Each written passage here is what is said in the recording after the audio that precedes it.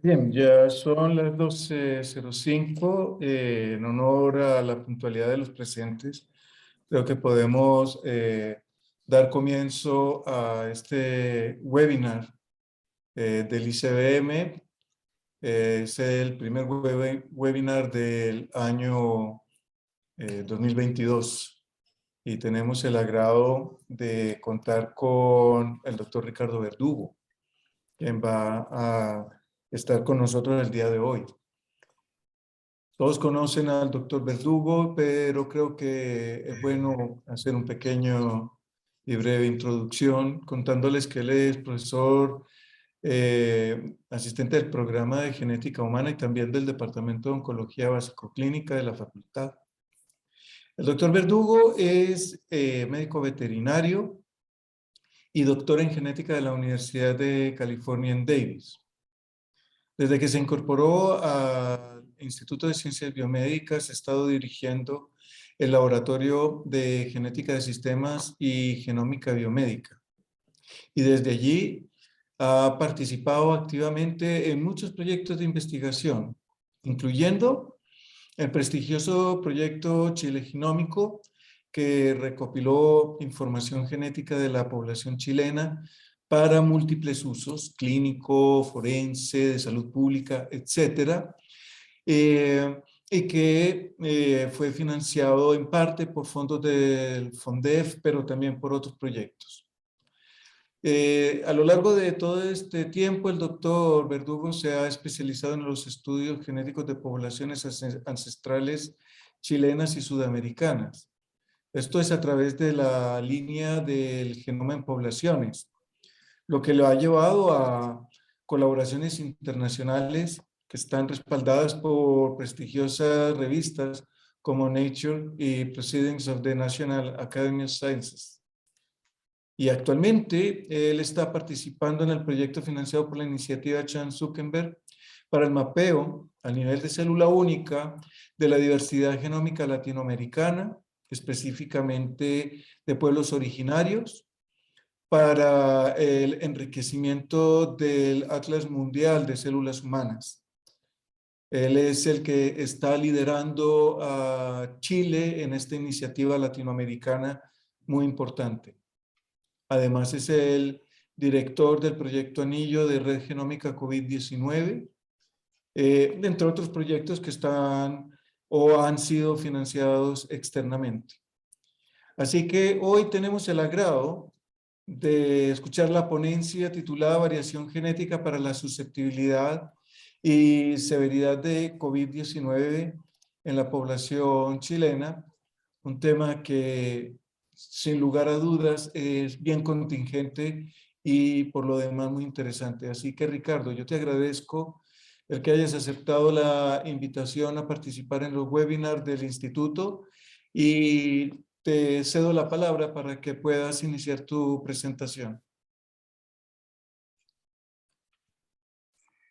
Gracias, doctor Juan Diego Maya, por esa gentil introducción bueno, para mí no es solo un placer, sino que un honor poder estar aquí frente a ustedes en esta serie de seminarios del Instituto de Ciencias Biomédicas, del cual soy parte ya hace 10 años.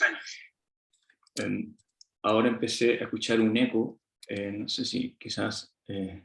Doctor Oyerson, ¿usted podría silenciar su... Muchas gracias. A ver si ahora sí. Sí, parece que ahora ya no hay. Ok, entonces, bueno, les agradezco a todos su presencia y voy a compartir pantalla.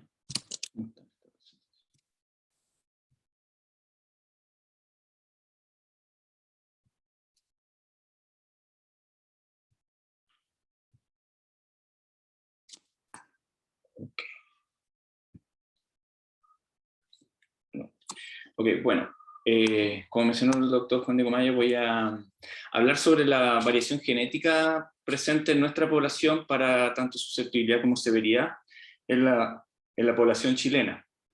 Este es un proyecto que le llamamos COVID-19 Host Genetics, o genética del hospedero, y que se enmarca dentro de una iniciativa internacional para estudiar esta variación genética.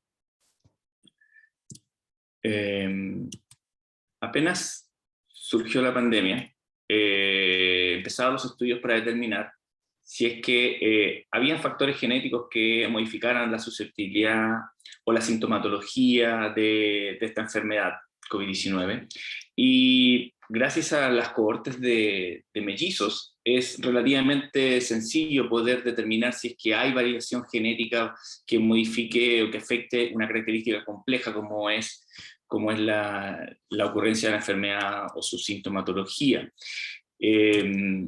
Y utilizando cohortes de mellizos, tanto monocigóticos como disigóticos, como sabrán los genetistas de la audiencia, mientras más componente genético tenga una característica compleja, más diferencia va a haber entre el nivel de correlación del fenotipo que presenten dos mellizos monocigóticos versus dos mellizos disigóticos. Va a ser mayor la diferencia, ¿ya?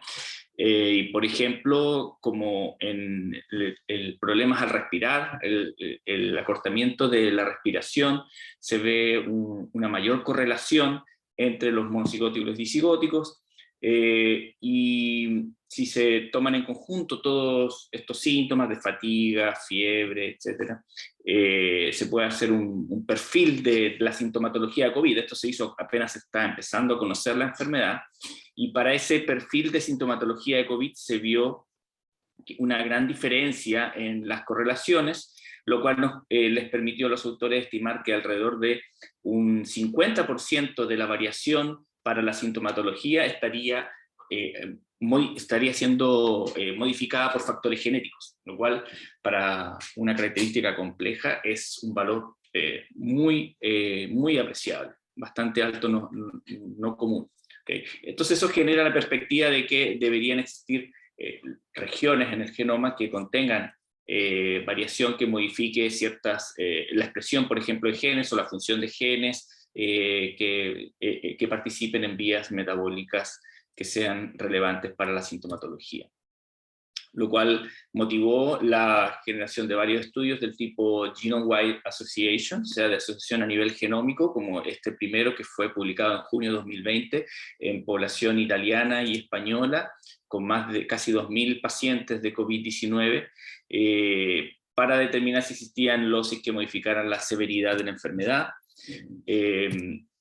encontrándose principalmente dos regiones genómicas, una en el cromosoma 3, con un clúster de genes que ahí se menciona, y otra en el cromosoma 9, particularmente sobre el gen que determina el grupo sanguíneo ABO,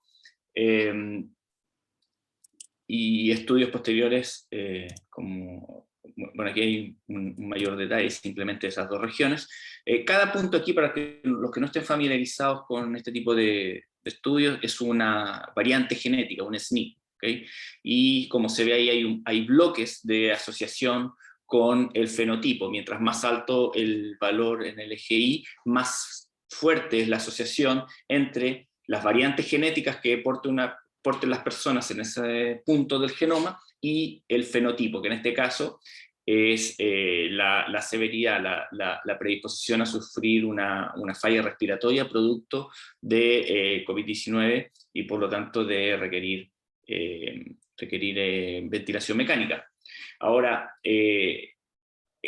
dado cómo se hizo este estudio, se aprovechó, en vez de buscar controles estrictos de COVID-19, que serían personas que estando susceptibles no se enfermaron, o que habiéndose enfermado no sufrieron las formas severas, usaron controles a nivel poblacional, vale decir, biobancos preexistentes de la población general, ya genotificados, como un control, y por lo tanto esto se le llama una pseudo susceptibilidad para una característica. Son los casos versus una muestra general de la población. Y entonces eso puede, por supuesto, causar que haya ciertas confusiones. En estudios posteriores, el más grande realizado por la empresa comercial 23andMe, con más de 1 millón de pacientes entre sus clientes. Hicieron nuevamente este tipo de estudios para falla respiratoria y hospitalización, y nuevamente encontraron los 2 LOCI previamente mencionados, ¿ya? Pero si se comparan los síntomas severos versus controles no severos, ahí se pudo ya distinguir que en realidad el locus del cromosoma 3 es el que está asociado a la severidad, siendo que el locus del cromosoma 9 está asociado a la susceptibilidad, a hacer caso de COVID. ¿Okay? Entonces hay una diferencia entre el rol de ambos genes. ¿Okay? Y además ellos reportan que, voy a pasar al siguiente, que los participantes de 23andMe de ascendencia latina y africana están en mayor riesgo de sufrir, de ser hospitalizados si es que padecen COVID-19 que los miembros europeos. Por supuesto que pueden haber factores ambientales que causen esas diferencias, pero se hizo un intento en el estudio de controlar por esos factores ambientales. Esto sugiere evidentemente que podrían haber factores genéticos asociados a la ancestría de estos 2 grupos que causen diferencias en la susceptibilidad de las formas severas de la enfermedad. Y el estudio más grande de la forma severa ha sido publicado por el grupo internacional Genomic, que se enfocó solamente en los casos críticos que requirieron respiración mecánica. Ya estudiaron más de 2.000 pacientes críticos de COVID-19 y nuevamente se usaron como controles biobancos preexistentes en Inglaterra. Todos eran, el estudio fue completo en el Reino Unido. Y como pueden ver, bueno, el UK Biobank tiene más de 500.000 participantes y el estudio 100.000 genomas, y el Generation Scotland fueron usados como muestras de replicación, cortes de replicación. Y ellos, bueno, reportan nuevos locis de asociación que no habían sido reportados anteriormente, pero sí confirman el cromosoma 3 para la severidad de la enfermedad, y como pueden ver el cromosoma 9, donde está el grupo sanguíneo ABO, ya no aparece asociado en este estudio, pero sí aparecen nuevos genes en otros cromosomas. Por lo tanto, esto nos está demostrando que la característica de que las personas requieran asistencia respiratoria producto de padecer COVID-19 es una característica poligénica, está afectada por múltiples genes, y posiblemente a medida que se vayan aumentando los tamaños de las muestras, más loci podrían llegar a ser significativos a nivel genómico, que es lo que se muestra aquí con esta línea achurada roja. Okay. ¿Qué tenemos en Chile? Bueno, en Chile, como fue mencionado, uno de los estudios que ha buscado caracterizar la variabilidad genética de la población es el estudio Chile Genómico, que sería nuestro modesto equivalente al UK Biobank, donde es una muestra de la población general, no seleccionada por ningún fenotipo. Se realizó un muestreo en los años 2013, 2012, 2013, en estos distintos puntos que se muestran allí. No se pudo completar toda la geografía del país, pero es una muestra bastante amplia de la diversidad genética, y de los que incluyó más de 3.000 participantes, de los cuales alrededor de 400 fueron estudiados mediante la técnica de microarreglos, y por lo tanto sirven para, por ejemplo, ser usados como controles en este tipo de estudios, o para hacer estudios previos, como voy a mostrar ahora. Entonces, una pregunta que nos hicimos: ¿qué podemos hacer con este recurso previo, ¿no? Bueno, una cosa es determinar cuál es la frecuencia de las variantes que han sido reportadas en la literatura, por ejemplo, la del grupo sanguíneo ABO, que como mostré ha sido asociada en reiterados estudios con la susceptibilidad de la enfermedad, y determinar si existen diferencias en las frecuencias del alelo de riesgo para ABO entre los distintos grupos ancestrales de nuestra población y también entre distintas regiones de nuestro país. Como se ve en esta figura, la frecuencia del alelo de riesgo es mayor en población europea que en otras poblaciones, particularmente la población aymara y mapuche, tienen una baja frecuencia del alelo de riesgo, y si agrupamos los participantes de Chile Genómico por macrozona, vemos básicamente no grandes diferencias a lo largo del país. ¿Qué pasa si agregamos el segundo locus reportado por susceptibilidad por Shelton, que está en el cromosoma 3? Se ve un patrón muy similar, no es realmente un polygenic risk score porque son solamente 2 SNP, pero se ve el mismo patrón donde en teoría lo que se esperaría es que las personas con mayor ancestría amerindia en nuestra población tengan un menor riesgo asociado a este locus que las personas con mayor ancestría europea. Sin embargo, esto es solo una predicción que debe ser puesta a prueba. Y si vemos la severidad ahora, el principal locus de severidad, como dije, está en el cromosoma 3, y aquí se ve lo inverso, donde las poblaciones aymara y mapuche presentan una mayor frecuencia del alelo de riesgo versus la población europea, o particularmente la asiática africana, donde no se ha visto. Y si ahora consideramos los 8 SNPs que en el estudio del estudio Genomic que mencioné, salieron significativos a nivel genómico para severidad, construimos un polygenic risk score con esos 8 SNPs, vemos este patrón inverso a lo anterior, donde las personas con mayor ancestría amerindia deberían, en teoría, tener un mayor riesgo para sufrir las formas severas si es que llegan a contagiarse con SARS-CoV-2.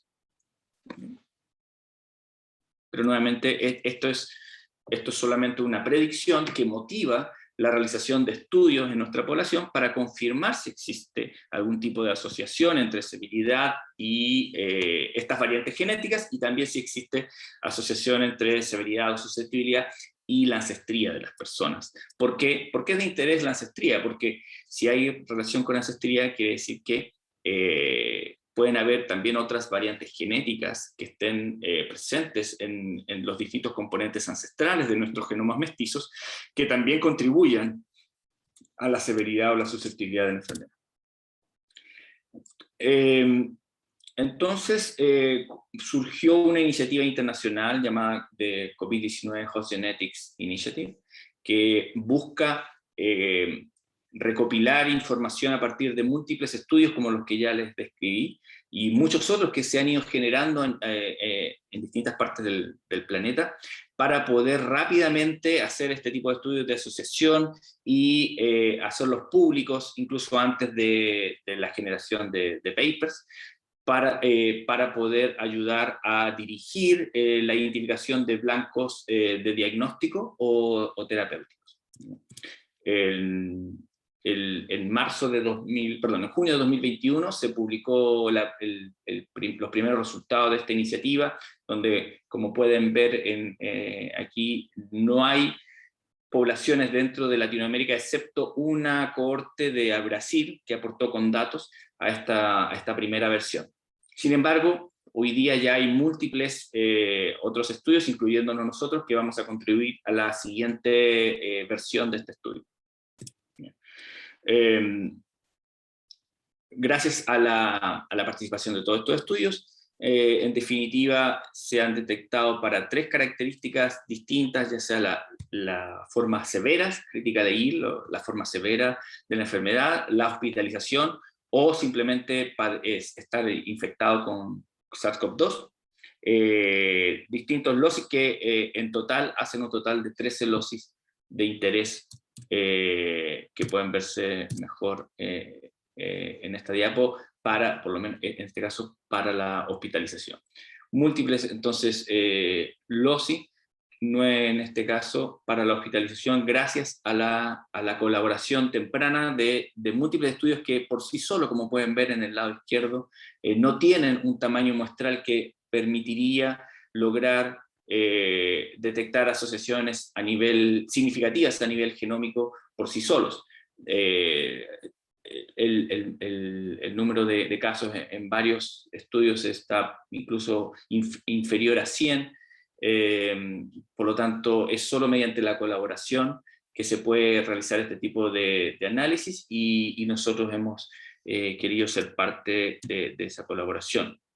Y así como cuando surgió el llamado para proyectos de adjudicación rápida para estudiar el COVID, postulamos juntos a las universidades de Antofagasta, de Tarapacá, Atacama, Austral y Magallanes, con un estudio titulado Estudio de la variación genética a nivel de genoma completo para la susceptibilidad y gravedad de COVID-19 en la población chilena, cuya directora alterna fue Andrea Silva, de la Universidad Austral, pero donde fue también muy importante la participación de Yolanda Espinosa de la Universidad de Magallanes, Carola Ott de la Universidad Austral, que en paz descanse, y Cristina Dorador de la Universidad de Antofagasta. Este proyecto ya está concluido. Aquí puede verse el plan de trabajo con los distintos puntos de reclutamiento, donde nuestro objetivo era reclutar 4.000 personas y aplicarles una encuesta, luego obtener muestras que fueran almacenadas en el biobanco de la Universidad de Chile, y extraer el ADN para ser genotipificado. Esa etapa se hace en el extranjero mediante colaboraciones con el Instituto de Medicina Molecular de Finlandia y el Broad Institute en Estados Unidos, y para luego realizar estudios del tipo GWAS como los que ya he descrito. Sin embargo, el reclutamiento de los participantes fue un poco bastante más difícil de lo que pensábamos, principalmente por restricciones burocráticas que tienen que ver con los distintos centros asistenciales a lo largo del país, cada uno de los cuales tomó bastante tiempo para revisar los estudios. Siempre cuando hay genética de por medio, la revisión es bastante exhaustiva, y eso hizo que básicamente tomáramos más tiempo, además de las restricciones de movilidad que imponía la misma pandemia sobre el personal del estudio, que nos impidió por varios meses poder ir a los hogares a visitar a las personas, o citar a las personas que tampoco podían salir producto de la cuarentena para los distintos centros de reclutamiento. Por lo tanto, de los 4.000 que teníamos proyectados, solo pudimos reclutar 2.000, pero como ya voy a mencionar, gracias a colaboración con otros estudios, hemos podido aumentar significativamente el N, y ya estamos por los más de 3.600 participantes en total, con varios estudios. Ya. La metodología de nuestro estudio fue principalmente el llamado público que hicimos para personas que hayan padecido COVID-19, que quisieran participar de un estudio genético, que se puedan acercar a nosotros mediante múltiples canales como Instagram, Twitter, email. Tenemos una página web, y generamos este tipo de folletos informativos para motivar a la gente, y la verdad que la recepción fue excelente para este tipo de llamado. Tuvimos mucha convocatoria, más de 3.000 personas nos contactaron que querían participar, y por lo tanto eso fue todo un éxito. También hicimos campañas lideradas por el Biobanco de la Universidad de Chile, en algunas empresas, por ejemplo, donde se hacen diagnósticos rutinarios, y campañas también dentro de la misma institución aquí en la Facultad de Medicina, por ejemplo. Y aquí vemos una foto del personal del biobanco preparando el material de reclutamiento, y quiero hacer énfasis en el gran valor que entregó al proyecto el liderazgo del biobanco de la Universidad de Chile, dado que cuentan con personal que tiene la capacitación y la experiencia para coordinar este tipo de estudios que son complejos porque requieren un pliegue a nivel nacional, pero aún así se quiere que todo se haga exactamente de la misma manera, con los mismos estándares, con los mismos protocolos, con la misma calidad. Y eso requiere una logística, una orgánica, y en ese sentido nosotros nos apoyamos fuertemente de la experiencia del personal del Biobanco, liderado por su directora Alicia Colombo, que fueron los encargados de generar los protocolos, de capacitar a la gente de los distintos nodos de reclutamiento para que todo fuera hecho no solo de la misma manera, sino que tuviera un seguimiento continuo para poder detectar tempranamente cualquier problema, retraso, desvío de parámetros preestablecidos, mayores tiempos a lo esperado para ciertas etapas, etc. Eso fue realizado de esa manera sistemática, lo cual nos permitió evitar muchos errores que podríamos haber cometido si es que lo hubiéramos hecho directamente los investigadores y no sin el apoyo del biobanco. Y bueno, aquí hay una foto del personal en Magallanes, que fue uno de los centros con mayor éxito también en reclutamiento, y vale la pena destacarlo. Mucha motivación en Magallanes por participar también. El workflow del reclutamiento fue, como mencioné, principalmente llamados públicos. Por esa vía entró la mayoría de los participantes. Tuvimos algunas campañas activas en empresas, y también participación por colaboración con algunos centros clínicos, particularmente el Hospital del Salvador acá en Santiago, pero también otros en Valdivia, y en Antofagasta, en Tarapacá. Okay. Entonces, independiente de la vía por la cual llegaban, se agenda una cita y se captura información mediante una encuesta, y esa información se registra ya sea en una ficha, en REDCap, o en un CRF para aquella información que proviene directamente de la ficha clínica de los pacientes, ¿ya? Particularmente para los pacientes hospitalizados.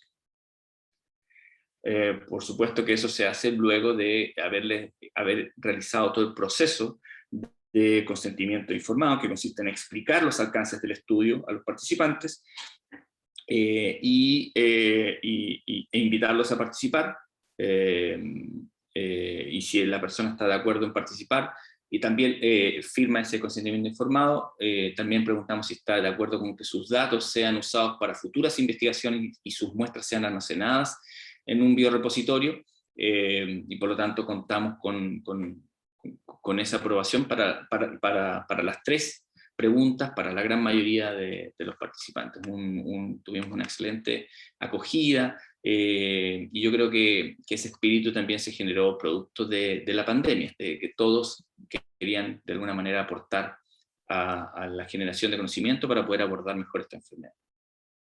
También quiero destacar que gracias a los registros online que generamos asociados a cada uno de los protocolos estandarizados, pudimos ir monitoreando semana a semana el progreso de cada uno de los centros y detectar tempranamente, como dije, cualquier desvío del protocolo o mayores tiempos o valores atípicos que valga la pena revisar, y de esa manera las personas que realizaron la encuesta, que tienen el respaldo en papel de la encuesta, podían revisar los registros y corregir cualquier problema en el sistema online REDCap.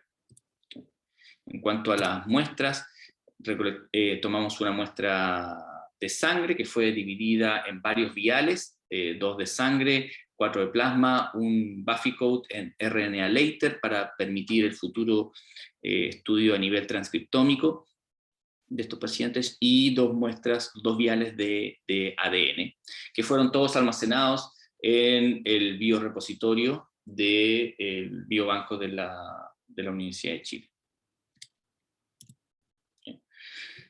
El realizar este tipo de muestreo mediante protocolos estandarizados nos permitió calcular métricas que son estándar en biobancos a nivel internacional, que se denominan con la sigla SPREC, y que nos permiten conocer y comunicar la calidad de las muestras. Aquí está la distribución de todos los viales que tenemos, ¿no? La gran mayoría son de plasma, porque como dije teníamos 4 tubos de plasma por participante, pero ahora se puede ver la distribución por los distintos centros ordenados de norte hasta la región más austral, Magallanes. Es bastante similar. La diferencia en números de participantes tiene que ver con que algunos partieron antes y otros después, se unieron a la iniciativa, por eso es que no está determinado a priori que sea el mismo número para todos. ¿Okay? La eficacia del muestreo vale decir, si contamos con el éxito corresponde a tener todos los tipos de muestras, versus tener algunas muestras o versus no tener ninguna muestra por alguna razón no se pudo, se perdió la muestra, o perdió su calidad por alguna razón, no sé, pasó mucho tiempo para que fuera procesada, todo eso se registra y la tasa de falla fue solo del 2.3%, bastante similar entre los centros, y eso es producto de que los problemas fueron detectados tempranamente. En cuanto a la concentración de DNA, básicamente casi todas las muestras están por sobre el mínimo necesario de 10 nanogramos por decilitro que se estableció por los centros de genotipificación. ¿Ya? Hay diferencias entre los centros, eso tiene que ver con que diferencia en número de personal, tiempo que ocurre. Es imposible que sea exactamente igual en todos los centros, pero por lo menos no tuvimos gran porcentaje de fallas de muestra.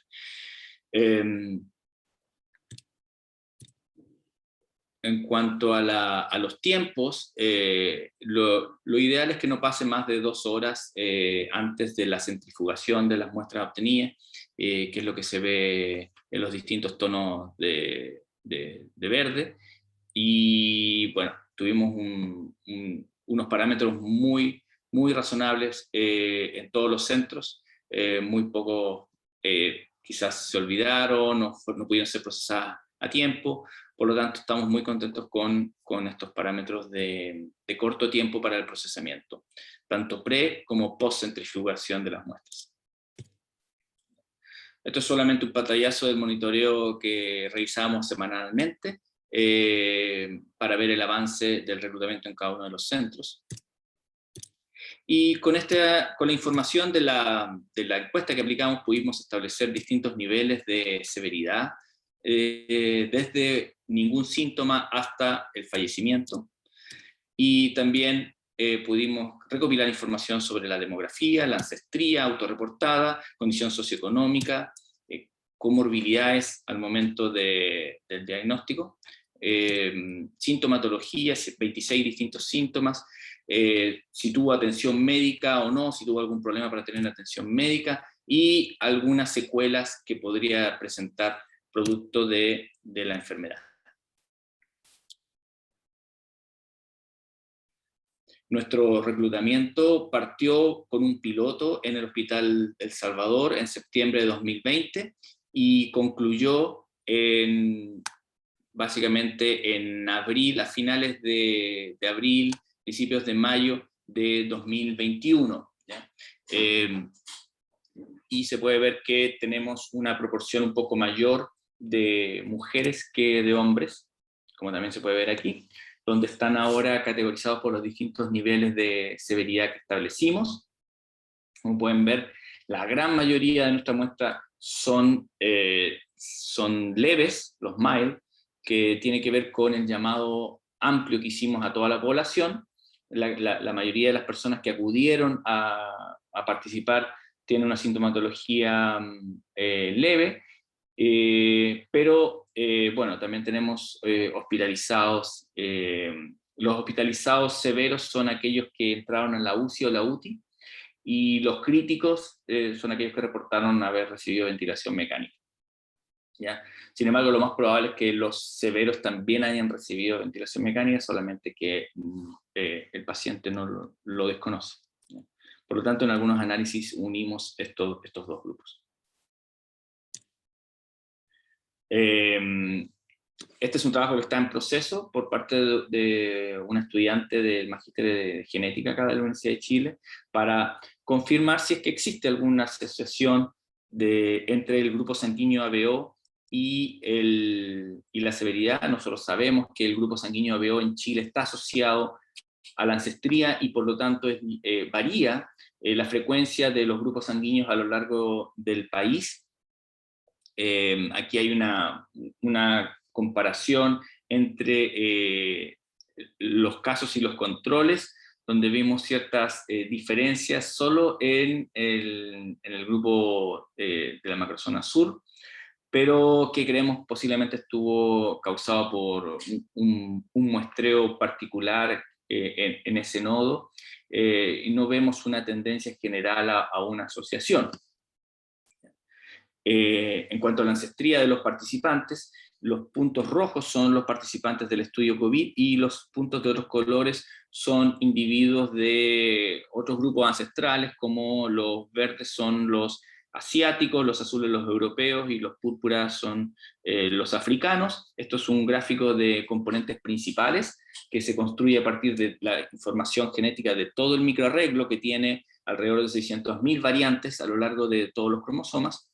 Y por lo tanto, un análisis de componentes principales nos permite reducir la información de tantas variables a solamente unas pocas dimensiones que contienen la mayor cantidad de las diferencias genéticas entre los individuos. Entonces es excelente para poder posicionar genéticamente a los participantes del estudio en ejes de variación genética global, y como es esperable para una población latinoamericana, los participantes del estudio se ubican entre estos dos extremos de ancestría europea y asiática, que es la más cercana a la amerindia en este panel internacional. También hay individuos de América en esta muestra, que están si no me equivoco, en naranja. Y estos puntos que se escapan un poco de esta nube hacia este lado del gráfico son personas que tienen un poco más de ancestría africana, ¿ya? Y de todas maneras baja, y generalmente estos individuos son extranjeros. Nosotros reclutamos chilenos, pero también hay alrededor de 40 extranjeros en la muestra, y corresponden principalmente a estos individuos que tienen un poco más de ancestría americana. Pero la ancestría de la muestra es principalmente mestiza en distintos grados entre europeo y amerindio, como es de esperar. Aquí voy a mostrar algunos resultados del mapeo genético para distintos fenotipos. Por ejemplo, el fenotipo C2, que está reportado como infectado o padecer COVID-19 versus una muestra de la población. En el panel superior está el estudio internacional COVID-19 HGI con más de 100.000 casos y 2 millones de controles entre todos los distintos estudios que participan. Pueden ver los distintos pics de asociación que se han reportado, de los ya mencionados, el cromosoma 3 y el cromosoma 9, pero hay otros. Y en el caso chileno, con 2.600 casos y 684 controles que vienen principalmente del estudio Chile Genómico, vemos que solamente hay un pic en el cromosoma 6 que pasa significancia, que es distinto a este que está acá, y que estamos por confirmar porque esa región en particular es particularmente compleja de genotipicar, producto de su asociación con variación en HLA. Por lo tanto, no puedo mencionar qué locus es, pero estamos en proceso de confirmar si eso es real. Si fuera real sería muy interesante porque sería un locus que no ha sido reportado en otras poblaciones. En el caso de la hospitalización versus la población general, aquí están los distintos PIC que han sido reportados en COVID-19, y que ha sido anotado aquí con los distintos genes más cercanos a cada una de las variantes, y ese trabajo fue hecho por Estefanía Rosso del Laboratorio Chile Genómico, a quien quiero agradecer aquí. Y abajo está el resultado de la muestra chilena, 152 hospitalizados, solamente se incluyen aquí los hospitalizados no graves, y 672 controles. En este estudio en particular no tenemos nada significativo a nivel genómico, hay algunos peaks que pueden ser sugerentes. Sí, lo significativo a nivel genómico es cuando pasa ya 5 por 10 elevado a la menos 8, que es la línea roja, pero en este caso no se muestra porque no hay nada que pase ese nivel, solamente algunas cosas sugerentes. Sin embargo, el fenotipo B1, que compara los hospitalizados con los ambulatorios o los casos no severos, nos entrega mejores resultados porque nuestra muestra es muy fuerte en justamente los casos no severos. Por lo tanto, en este caso tenemos más de 2.000 controles y 500 casos de hospitalizados, y aquí sí se sumaron todos los hospitalizados.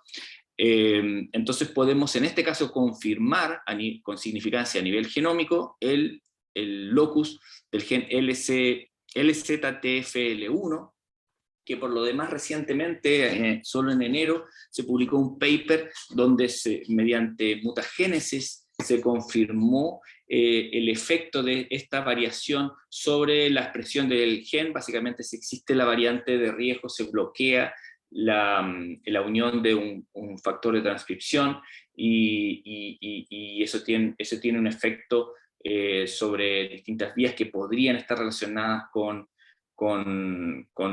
la severidad. El mecanismo todavía es desconocido, pero sí se sabe por lo menos que la variación genética causa una diferencia en la variación de ese gen, y eso tiene fenotipos de proliferación a nivel de cultivo celular. Por lo tanto, por lo menos ese fue confirmado a nivel genómico, pero nuestro estudio también reporta algunos otros pics sugerentes, particularmente el del cromosoma 15 se ve muy interesante, porque hay cierta evidencia también en el estudio internacional, pero que no llegan a ser significativos, y en nuestro caso con un tamaño mucho menor, parece más cercano a llegar a la significancia. Por lo tanto, es un locus que estamos viendo con atención y que posiblemente mediante colaboración con otros estudios latinoamericanos podamos llegar ojalá, a confirmar. En el caso de los pacientes críticos, que es el fenotipo A1 versus los ambulatorios, tenemos 300 casos y 2.000 controles. Se ve nuevamente muy similar al anterior y con mejor poder incluso que la iniciativa internacional. En el caso del fenotipo A2, perdón, aquí lo que estoy mostrando es una comparación ya no con la iniciativa internacional, sino que con el estudio más grande para los casos severos que mencioné inicialmente, el estudio Genomic, solamente para su población europea, porque ellos tenían distintas ancestrías, la más grande era evidentemente la europea, y por lo tanto son los resultados más significativos, ¿ya? Y aquí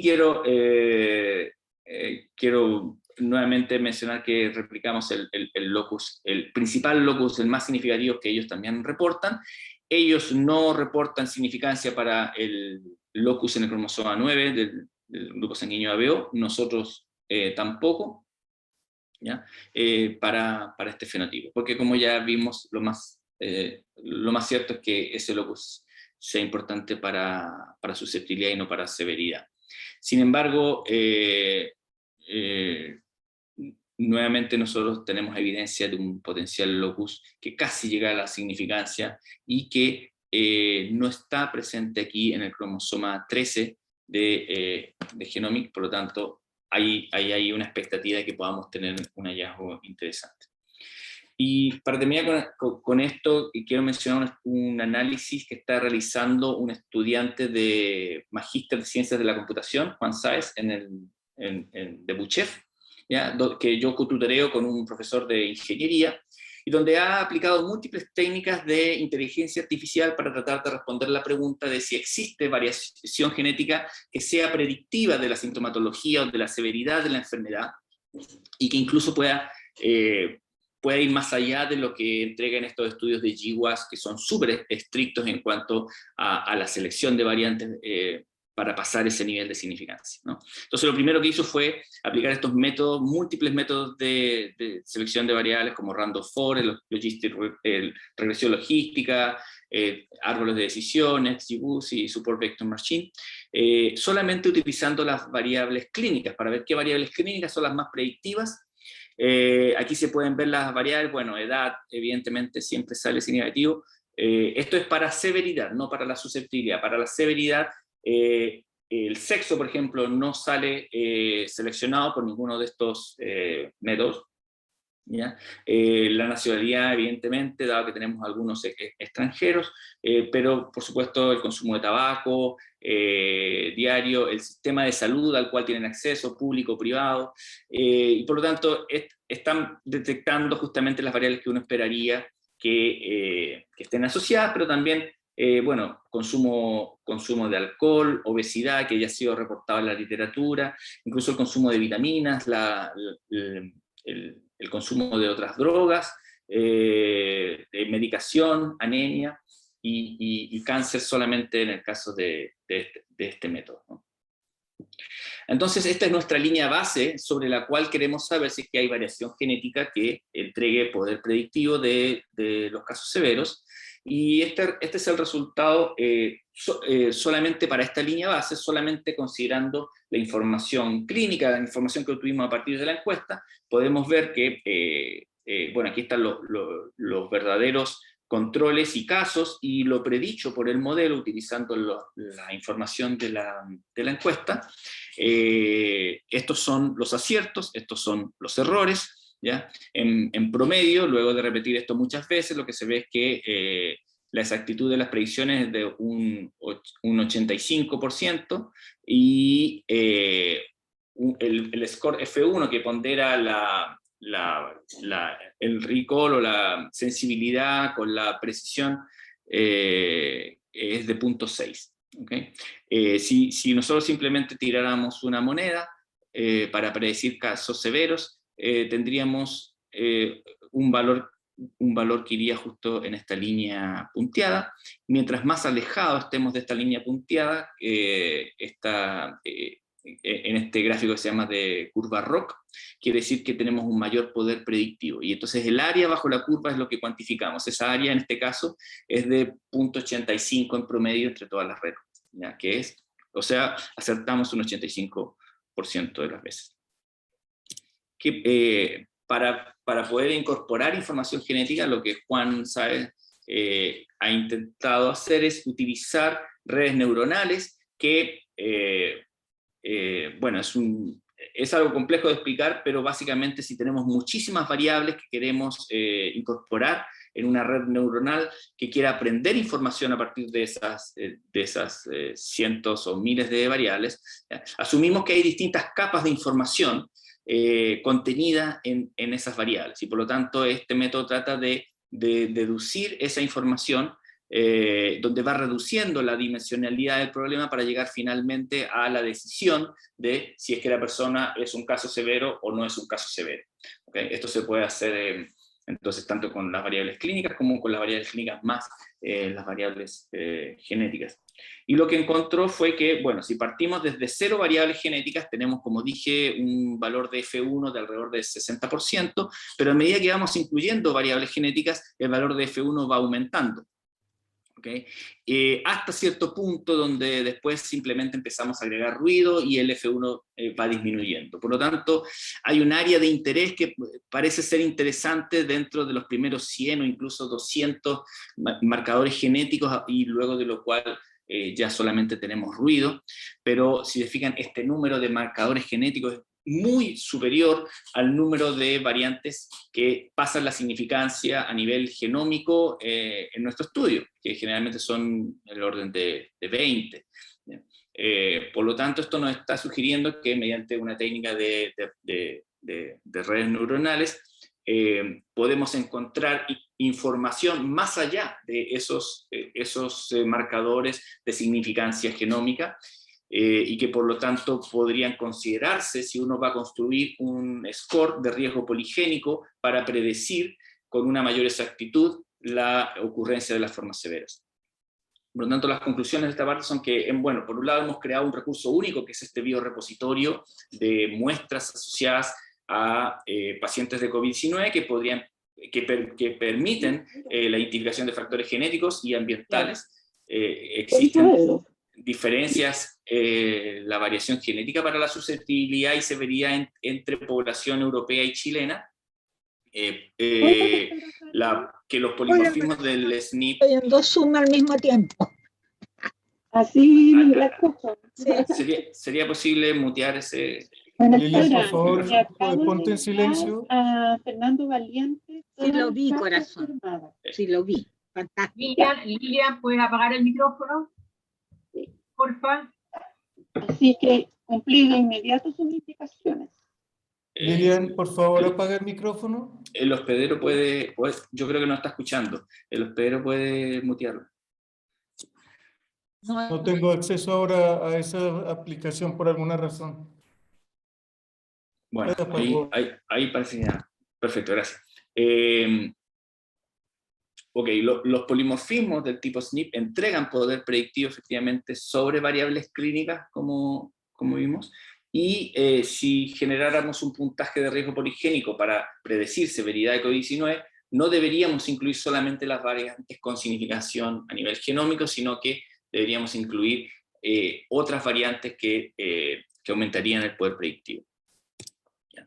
En esta parte del estudio quiero agradecer a todos los investigadores que están acá, que no voy a tener tiempo para mencionar a cada uno, que fueron claves para poder lograr la generación de este recurso y de estos primeros estudios genéticos, y por supuesto también al Broad Institute y al FIM, y finalmente mencionar el estudio Anillo,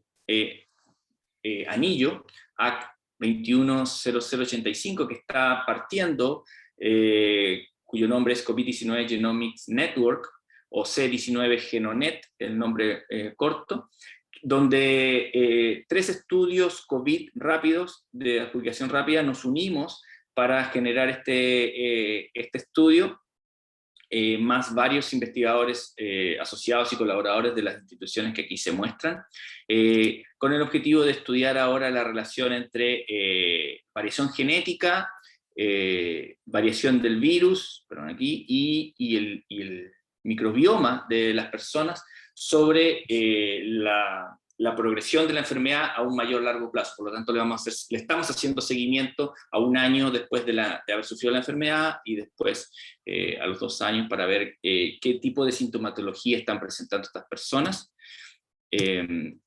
y cómo se relacionan estos otros factores que hasta el momento no habíamos estudiado.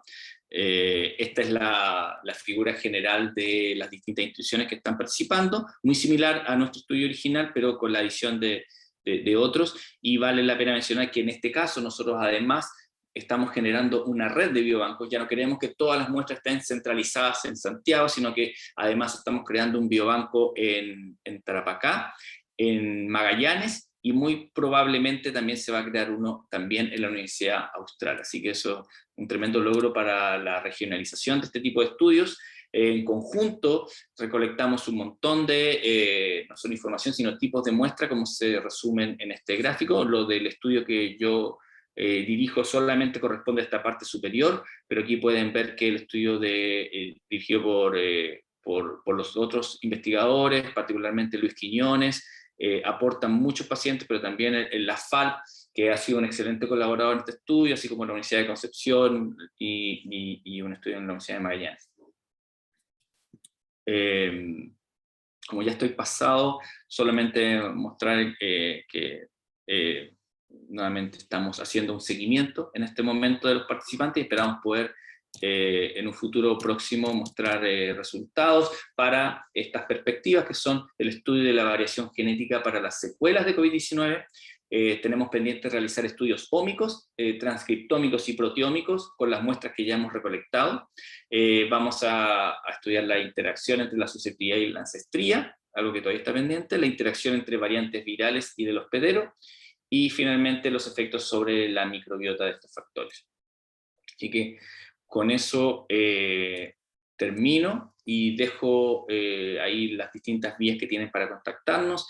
Estamos reclutando estudiantes de magíster o doctorado, estamos reclutando también ingenieros informáticos, analistas que quieran ser parte de esta iniciativa. Es un proyecto, como digo, la NIEP está relativamente partiendo este año, así que por favor no dejen de contactarnos a aquellos que quieran involucrarse en este estudio.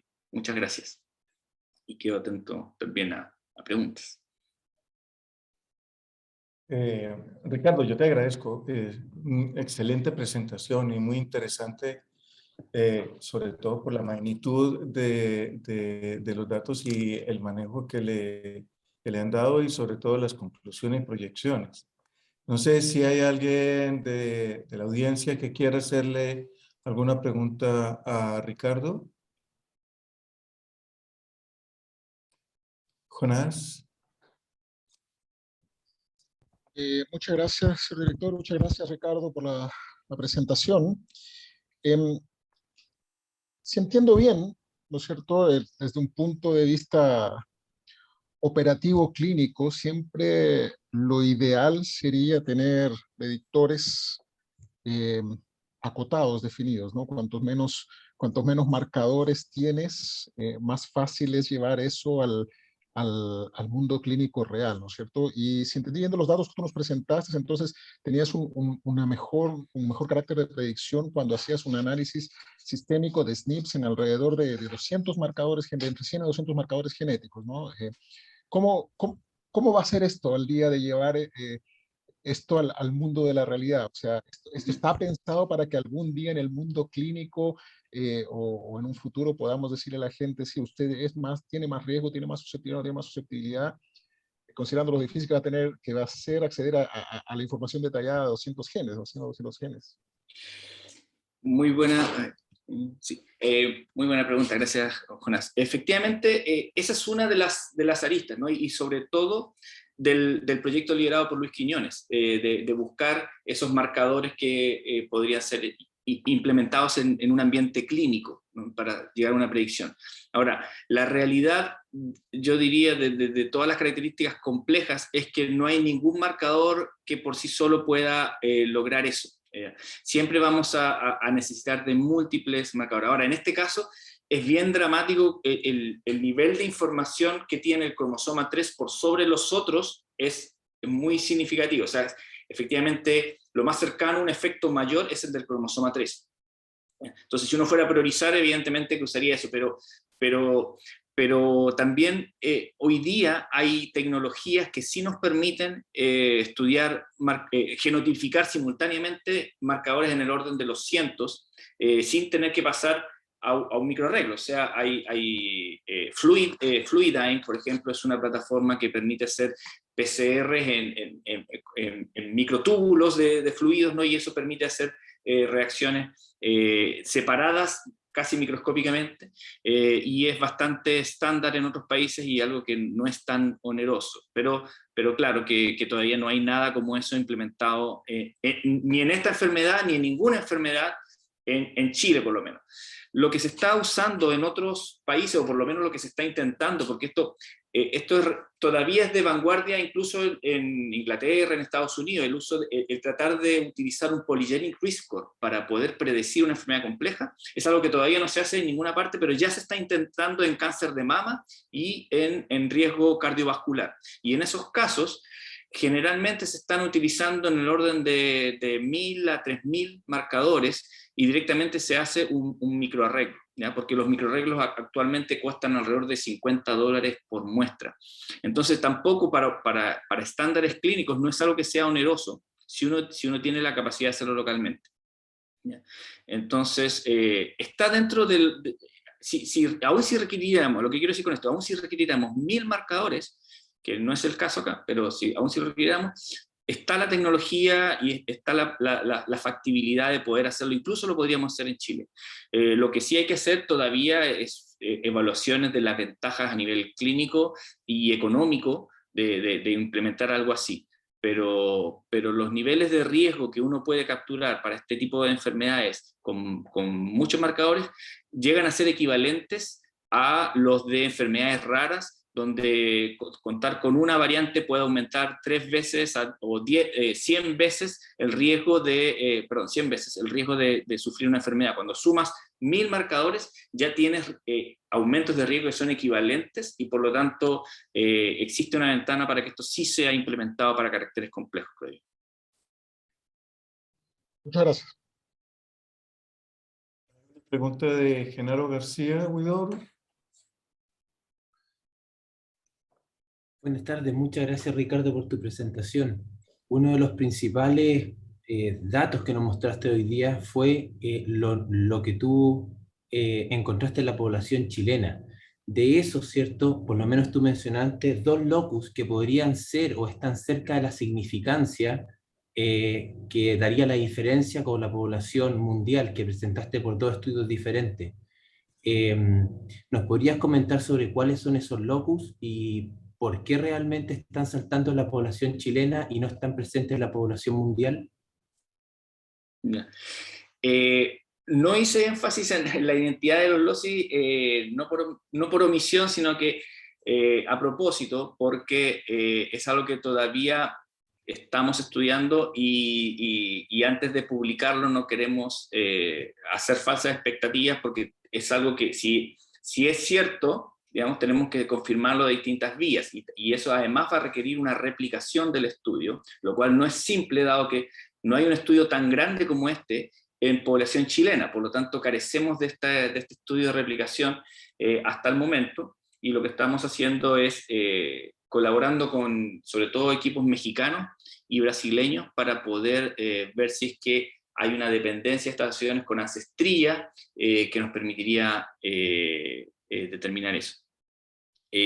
Ahora, puedo decir que el locus del cromosoma 13 sí ha sido asociado a enfermedades de tipo autoinmune y por lo tanto tiene un rol en respuesta inflamatoria que nos hace pensar que podría ser cierto, ¿ya? Pero no me atrevo ahora a hacer una descripción detallada del locus ni de su grado de asociación con ancestría porque es algo que todavía estamos estudiando y que tenemos que replicar para estar completamente seguros.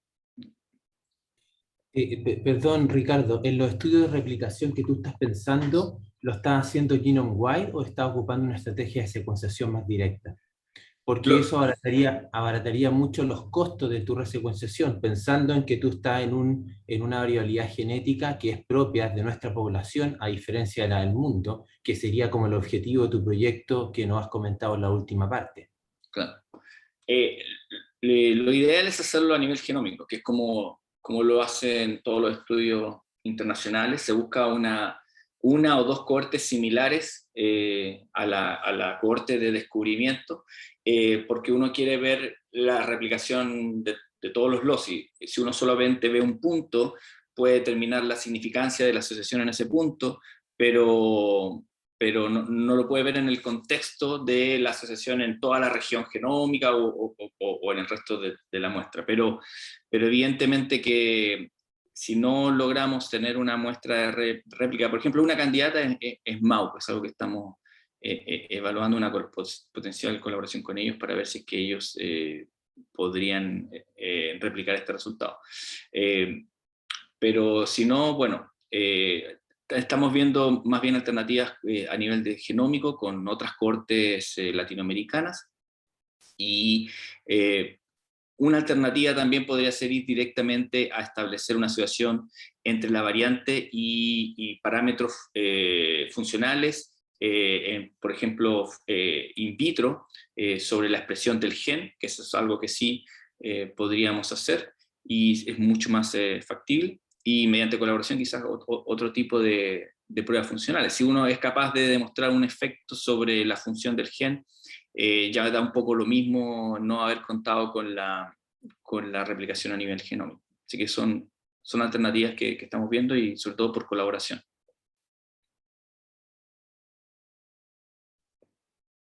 Bien. ¿Alguna otra pregunta de los asistentes?